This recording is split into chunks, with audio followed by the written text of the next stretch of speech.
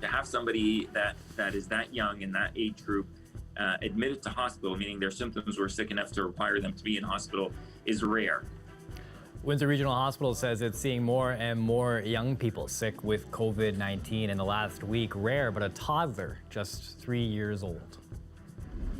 It's common for the administrators to look out and act as though that's the problem rather than looking inwards and seeing how they themselves are contributing to the problem. University of Windsor's law faculty is outlining steps to tackle anti-Black racism. But some students and profs say it doesn't go far enough. This as the school marks another day of mourning in the fight for equality. Live look outside now at the Ambassador Bridge. A big freeze tonight. Wind chill is going to make it feeling like -12. Colette Kennedy gives us a look at this week's forecast tonight. I'm Chris Ensing. Thanks for joining us. All long-term care homes in Windsor-Essex have now had residents receive the COVID-19 vaccine. This morning, the health unit said it's a major accomplishment, coming well before the deadline set for priority areas in the province. Dale Molnar standing now live at the village of St. Clair. Dale, that home dealing with the deadliest outbreak locally. How's it going today? Yeah, Chris, despite the outbreak, this home received its shots just yesterday, and with that comes some relief. As this happens, it just recorded its 38th death from COVID-19. So as of yesterday, everyone who is eligible in the 19 long-term care homes across Windsor-Essex have now either received the Moderna vaccine or the Pfizer vaccine. Now, some people weren't eligible because they either had the disease or they were recovering from it. But this does not mean that the vaccination process is over. 76-year-old Francine Lambert is a resident of the village at St. Clair. She was diagnosed with COVID-19 in December. She had a mild case of the disease, so she still has to wait 90 days to get the vaccine. Her daughters have been vigilant in making sure she is getting the care she needs. There's still concern for her well-being. And we are going to continue going in daily, twice a day, until such a time as we feel that our mom is safe and that things are back to normal, but we're not sure how long that's going to take. There are still several others who weren't eligible for the vaccine over the weekend, so they still have to be vaccinated down the road, and there's still another round of shots to go. But this milestone is still a relief for Hotel Dieu Grace Healthcare CEO Janice Caffer, who was among those administering the vaccine at the village of St. Clair. Giving someone who is frail and vulnerable a vaccination, being able to help the home to turn around, be part of that turnaround of the outbreak. I think for myself and our team, it has been extremely satisfying. So a huge shout out to the long-term care homes, their supporting hospital partners, but especially to our incredible nurses who have done an amazing job these past 10 days. The health unit says it's now on to retirement homes. 2 homes were completed today. 2 were done previously that were part of long-term care facilities, but they say they will need another shipment of the vaccine before all the retirement homes can be completed. The medical officer of health says even though many of the staff and residents of the long-term care homes have been vaccinated, the vaccine still takes time to take effect. So now is not the time for people who have already received their vaccine to think that they now are safe. We still have to follow all the measures that we have been talking about in public health. We really hope that over some time period, all of these vaccines that have gone into the arms of the people are showing its results and its impact, but we have to be patient. We have to continue to follow everything that we are doing right now. And so we still have a few questions we'd like to ask the health unit. CEO Teresa Marintet couldn't estimate exactly how many people weren't eligible for the first round of the shots. So we're going to be asking that question tomorrow. And also as well, we'd like to know if there's a new admission, if someone gets admitted to one of the long-term care homes in the next couple of days. Did they get the vaccination right away or did they have to wait? So we'll be checking in with the health unit on those questions tomorrow. Chris? Thanks, Dale. CBC's Dale Molnar live tonight. Now, there's a lot of talk about this vaccine and who can get it. The province set guidance for healthcare workers. We're going to take a look at that right here. This is the phase 1 priority list. It runs from healthcare workers to long-term care homes, First Nations communities, urban Indigenous populations, that's for phase 1. Let's take a closer look at the healthcare workers there. The Ministry of Health says a healthcare worker is anyone at a healthcare organization, including doctors, nurses, cleaning staff, IT staff, researchers, and administrative staff. It also includes people doing healthcare work outside of a hospital or healthcare organization. They use examples like a nurse at a school or a peer worker at a shelter. That's what the government says as some other examples. It means you're eligible, but now you have to go through a decision-making tree, essentially a list of 4 questions. We're going to show them here. It's an example from the Ministry of Health. Are they a healthcare worker? And do they serve a high priority group? Now, the health unit helps define those answers. If yes to both, there's more questions. Do they have direct contact with high-risk patients? And are they a high-risk individual? The health unit or the health partner, like a hospital in this case, can decide if the answers prioritize that person. That's just some of what people go through to get that shot. This year, the first shot just before Christmas, those who got that first dose on the initial rollout are set to get their second dose this week. Now, across the region, we're seeing a rise in COVID-19 cases. In Chatham-Kent, there's been 63 new cases since Friday, and a continued spike in Sarnia-Lambton, 85 new cases just today. The province is going to announce new restrictions tomorrow to limit COVID-19 spread. We know now that a curfew will not be part of the plan, but this comes as the province gets ready to release those pandemic models that the Premier warns will be grim. Queen's Park reporter Mike Crawley reports. Premier Doug Ford has had the forecasts since Friday. When you see the modeling, you'll fall off your chair. Although the government is not going to release the modeling publicly until tomorrow, sources who have seen it have told CBC News some of the highlights. They say it forecasts an average of 6,000 new daily cases of COVID-19 before the end of January. To put that in context, that is 10 times higher than the peak of Ontario's first wave. This is dire. This is truly a dire situation, and I hope people recognize that. The sources also say the modeling suggests Ontario's intensive care units will be filled beyond capacity by early next month. The province's hospitals can handle roughly 2,000 ICU patients. Around 1,200 of those beds are typically occupied by patients who don't have COVID. The projections suggest ICUs will have 800 to 1,000 COVID patients on top of that in early February. For us in the hospital, it's terrifying because we are so heavily reliant on ICU services. Overflowing ICUs would mean difficult choices for doctors. Such as who is going to get the ventilator and who is not going to get the ventilator, who is going to live and who is not going to live. There's also new data showing a spike in mobility by Ontarians in the days just before Christmas. Also, the results of surveys suggesting that many people in the province are not following basic public health guidelines. Asked if they'd had any visitors inside their homes in recent weeks, 50% of those surveyed in the COVID hot zones said yes. So given all this, what is the government's plan? Well, we worked all weekend, basically all weekend, right until late hours last night.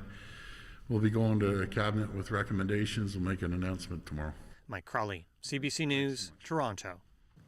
In Windsor-Essex, we are nearing 10,000 cases of COVID-19. The health unit never imagined we'd hit the 5,000 mark. And it's not just cases that are growing exponentially. More and more people are dying at a staggering rate.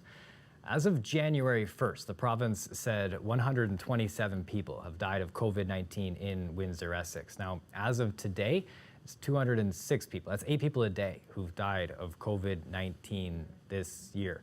No new deaths have been reported by the health unit today. And our hospitals are seeing more people in hospital than the first wave as well. Windsor Regional Hospital says that they're seeing younger people dealing with some of the worst COVID-19 symptoms. The youngest to be hospitalized so far, a toddler. CBC's Jacob Barker has more. It was a rare case at Windsor Regional Hospital. A child only 3 years old showing symptoms of COVID-19 that were bad enough that it required hospitalization. Thankfully, they did well and were discharged from hospital. But that is, again, usually the tip of the iceberg, which means that there are probably, and we do know that there are more pediatric cases in the community. We have to continue to be vigilant. Due to privacy issues, the hospital would not offer any further details on the case involving the 3-year-old. But SAD says more children are testing positive with the virus in Wave 2, locally, provincially, and nationally. Which may speak to either the severity of wave 2 or the fact that we could again be dealing with a variant or a mutation that is making it easier for it to transmit amongst the pediatric population as well as the general population. But it's not just children. In the first wave of the virus, SAD put the average age of those in intensive care because of COVID at around 70 years old. Now, with an increasing number of cases among a younger demographic, some in their 20s, that has come down. In wave 2, that average is definitely lower. It's probably closer to 50 or 60 because it is being shifted by a younger population, with some patients that we've had in their 20s in the ICU, some in their 30s, certainly many in their 40s and 50s, which is what's skewing the demographic. Right now, the youngest patient in the ICU is in their 40s, and the hospital says that in the last month or so, it has seen a patient in their 20s. SAD says that with the future projections of COVID numbers looking scary and with the hospital at capacity or above every day, he would support any public health measure that would help curb the stem of cases. I think it's a natural reaction for anyone working in a hospital setting to say, you know what, do whatever you can in the community to curb the spread of COVID. Otherwise, we are going to overwhelm our healthcare resources. Jacob Barker, CBC News, Windsor. And as we anticipate what provincial restrictions will be announced tomorrow to deal with the mounting cases, health officials are asked whether tougher measures are coming too late. Placing restrictions on society is a very serious matter with a lot of considerations, both benefits and risks. So they need to be considered and reflected on in a very serious manner and not rushed through. Locally here, 4 people have been charged after a protest held on Sunday at the riverfront. That's when roughly 50 people gathered to demonstrate against lockdown regulations. Police say the charges were under the Reopening Ontario Act. They added 2 traffic tickets were also issued during the event. They're continuing to investigate and say more charges are possible.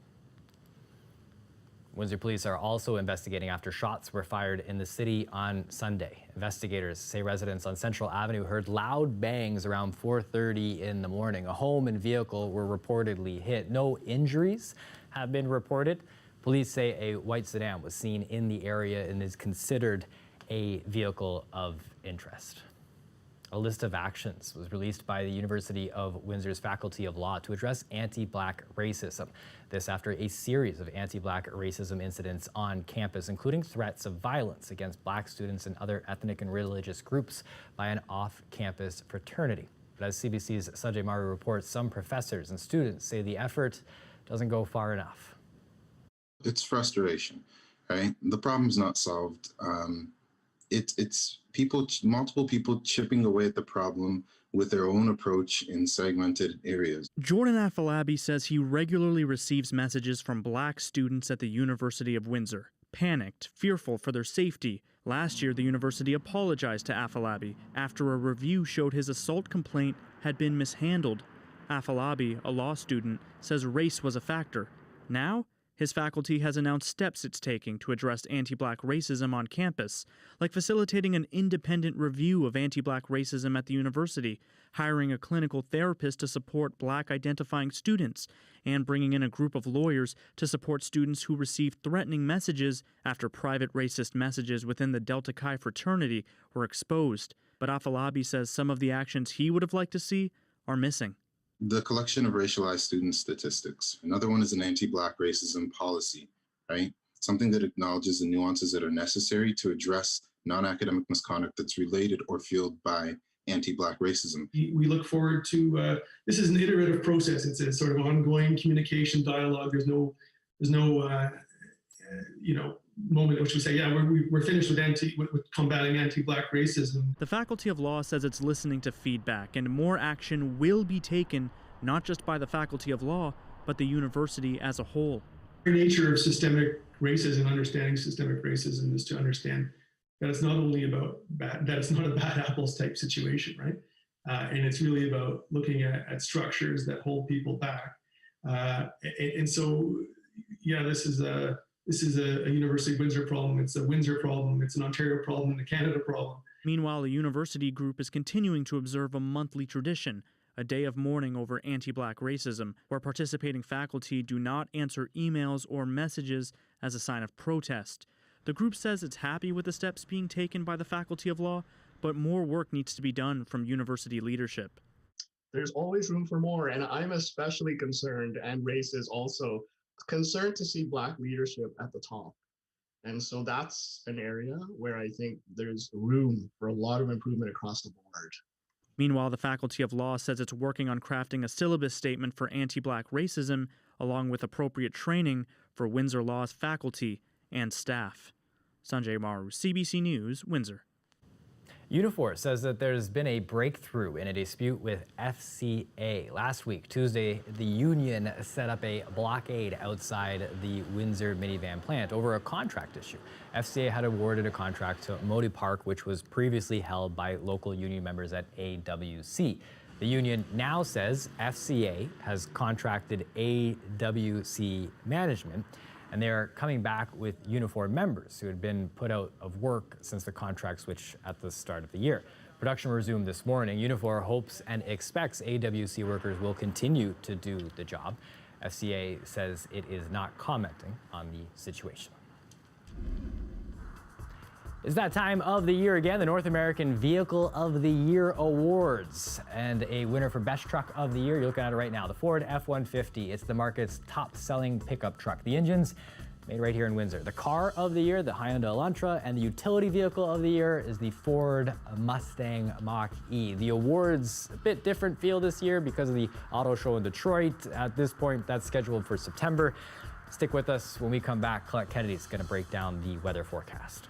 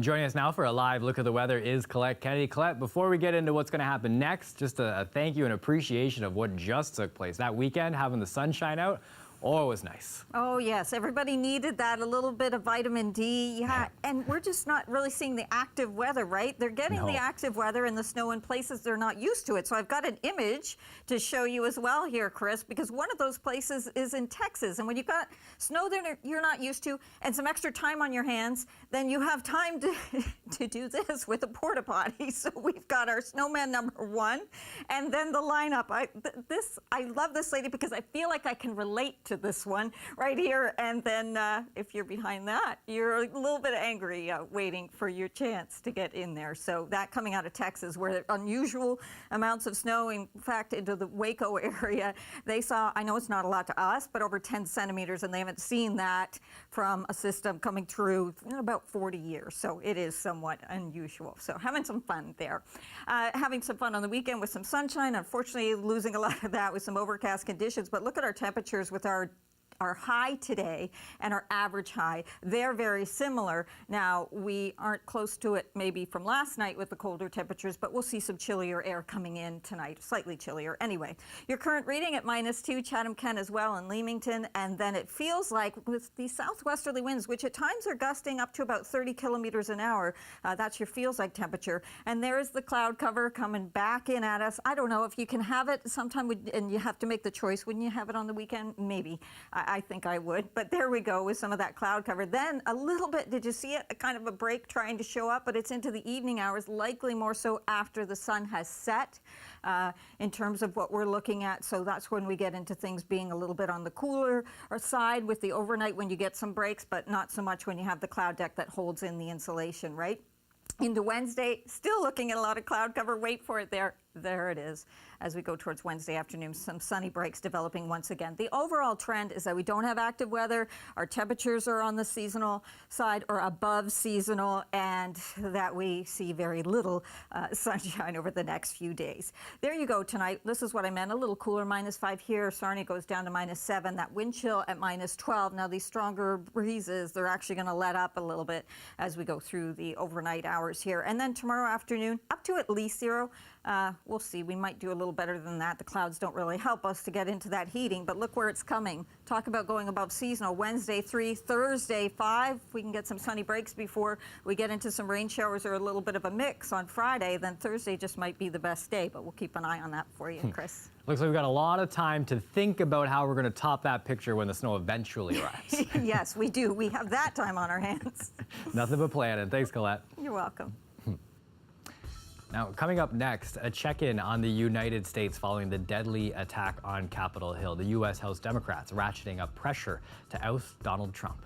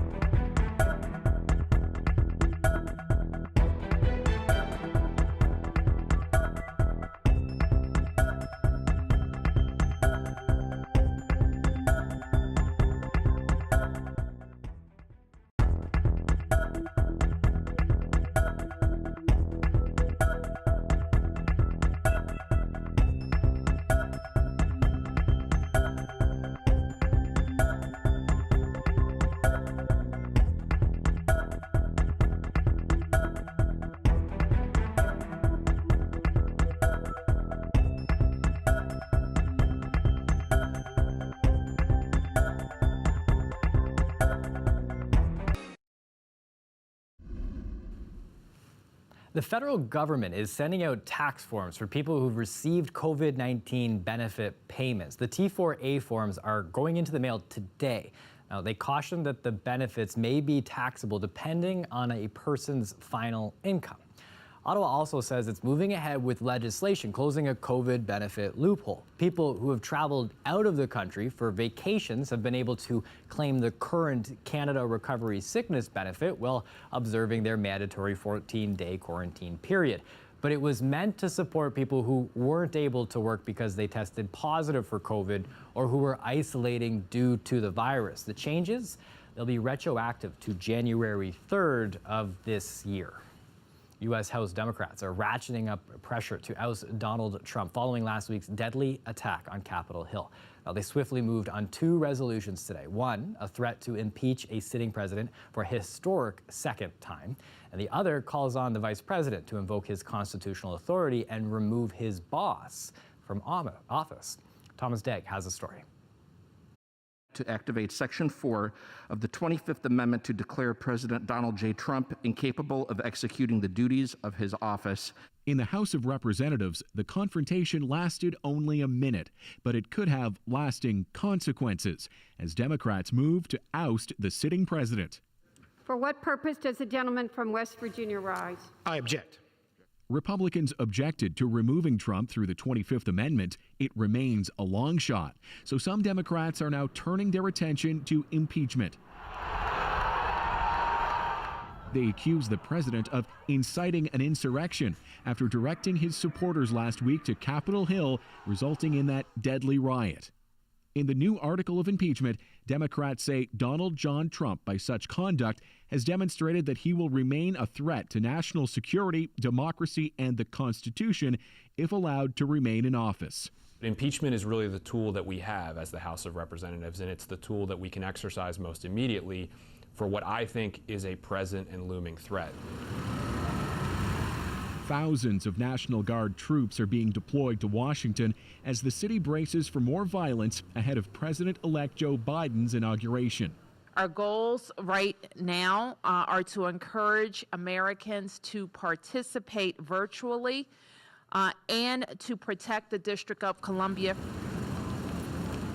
Already, the Washington Monument has been shut down 9 days before the inauguration as the FBI warns of plans for armed protests in the Capitol and across the country. Trump himself remains uncharacteristically quiet. Banned from social media, he's planning a return to the spotlight tomorrow with a trip to his border wall in Texas. The House of Representatives could move forward with the next steps in the impeachment process on Wednesday. Impeachment could take weeks, but the final result may be for Donald Trump to be barred from running for federal office ever again. Thomas Dagg, CBC News, Washington. That's it for CBC Windsor News. Don't forget, for more stories, you can go to our website, cbc.ca/Windsor. Thanks for watching.